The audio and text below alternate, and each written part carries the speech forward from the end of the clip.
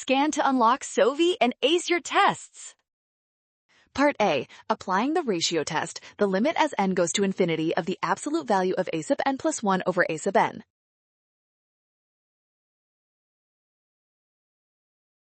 All real x, the interval of convergence is negative infinity to infinity. Part B. Since f prime of 0 equals 0 and f double prime of 0 equals negative 2/3, 0, f has a relative maximum at x equals 0 by the second derivative test. Part C, the series for f of 1/2 is alternating with terms decreasing in magnitude too. Error using the first two terms is bounded by the magnitude of the third term. 4 times 1/2 to the fourth over 5 factorial equals 1 over 480. Great job working through that. Scan the code, you can learn better with Sovi. Watch out for sign errors and always double check each step carefully.